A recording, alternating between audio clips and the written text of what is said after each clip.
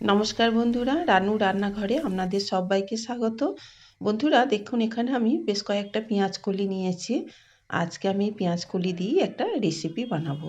তাহলে চলুন আমি রেসিপিটা শুরু করি। প্রথমেই আমি পেঁয়াজ কলিগুলোকে কেটে নেব। তার জন্য একটা বঁটি নিয়েছি, আপনারা চাইলে চাকু দিয়েও কাটতে পারেন। এইবার আমি গোড়ার দিকটা একটু অংশ কেটে বাদ দিয়ে দিলাম। এইবার আমি 1 আঙুল লম্বা করে এগুলোকে কেটে নেব। একটা মাপ করে 1 আঙুল লম্বা করে সবটাই কেটে নেব। তো আমার যতটা লাগবে আমি ততটা নেব। দেখুন আমি ঠিক 1 মাপ করে এগুলোকে কেটে নিচ্ছি। আপনারা চাইলে আরও একটু বেশি পরিমাণে করতে পারেন, আপনাদের যতটা প্রয়োজন হবে ততটা করে নিতে পারেন। তো আমার এতেই হয়ে যাবে। তো আমি এগুলোকে দেখুন এক সাইজ করে কেটে নিয়েছি। এইবার এখান থেকে একটা করে পেঁয়াজ কলি নেব আর একটা চাকু দিয়ে এই ধার থেকে এইভাবে কেটে কেটে দেব। দেখুন আমি কিভাবে করছি, এইভাবে চিড়ে চিড়ে দেব, এইগুলোকে চিড়ে দেব। দেখুন একটা দিক দিয়ে দিলাম, মাঝখানটা কিন্তু গোটা থাকবে, মাঝখানটা এইখানটা গোটা থাকবে, চিড়লে হবে না। আবার ওদিকে ধারটা এইভাবে চিড়ে চিড়ে দেব।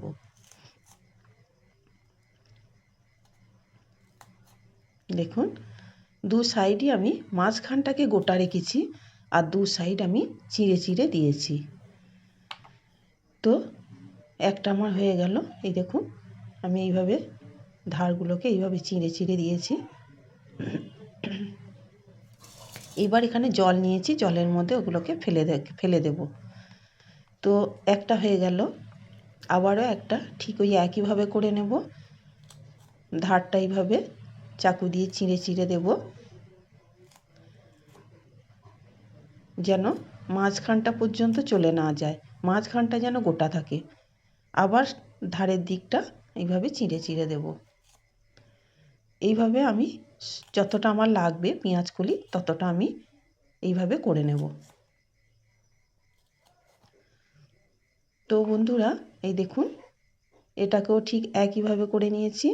এইবার এগুলোকে কেটে কিন্তু জলের মধ্যে ফেলে দেব, জলে ফেলে দিতে হবে এগুলোকে কেটে।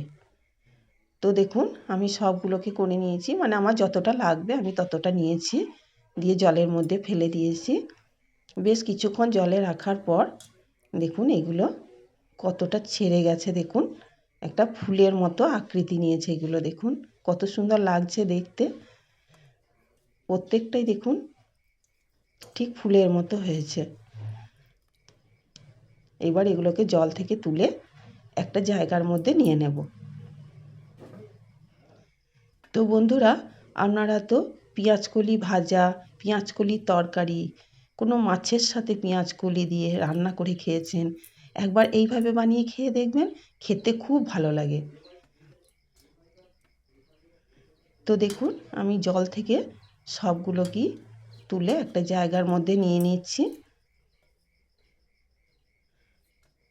আপনাদের যতটা প্রয়োজন হবে আপনারা ততটা করে নিতে পারবেন। তো আমি সব থালার মধ্যে তুলে নিয়েছি।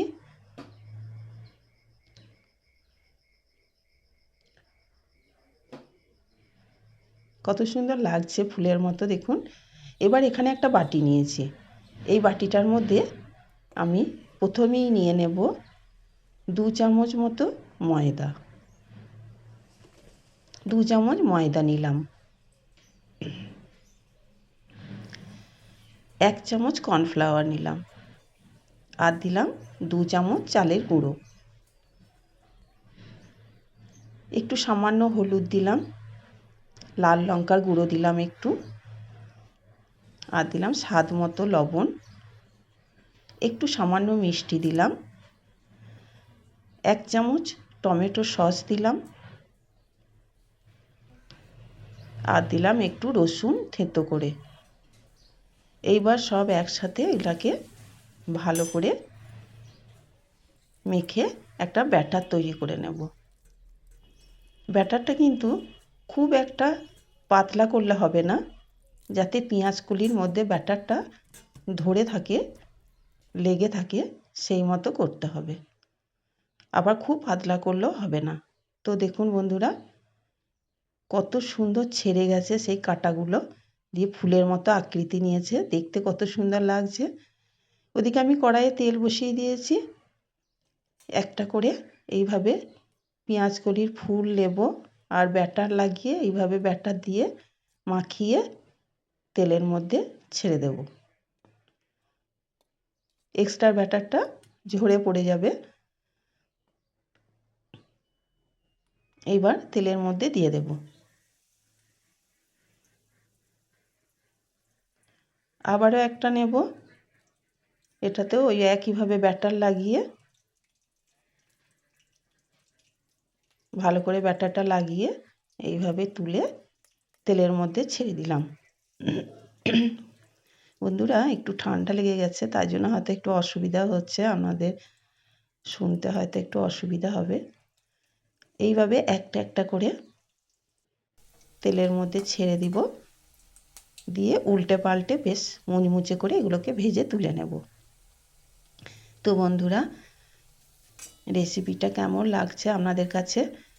ভালো লাগলে অবশ্যই একটা লাইক দিয়ে পাশে থাকবেন, প্রচুর প্রচুর শেয়ার করবেন। আর যারা নতুন আমার চ্যানেলে, তারা যেন অবশ্যই চ্যানেলটি সাবস্ক্রাইব করে দেবেন। তো আওয়াজ শুনি বুঝতে পারছেন বন্ধুরা কতটা মুচমুচে হয়েছে। আর গরম গরম ভাতের সাথে ডাল আর যদি এই রকম পকোড়া থাকে, ফুল পকোড়া, দারুণ লাগবে খেতে। খেয়ে দেখবেন একবার, অসাধারণ লাগে খেতে। পুরো ভাতটাই আমার এটা দিয়ে প্রায় খাওয়াই হয়ে যাবে। তো এইভাবে আবারও এক ব্যাচ আমি দিয়েছিলাম, দিয়ে বেশ মুচমুচে করে ভেজে এগুলোকে তুলে নিলাম। এইভাবে আমি বাকিটাও করে নেব। এটা হয়ে গেছে, কত সুন্দর হয়েছে দেখুন, আর কি মুচমুচ করছে। দেখুন বন্ধুরা, আমার সবকটাই ভাজা হয়ে গেছে। তো বন্ধুরা, অবশ্যই একবার বাড়িতে বানিয়ে খেয়ে দেখবেন। আশা করি আপনাদের ভালো লাগবে। আর ভালো লাগলে আমারও ভালো লাগবে।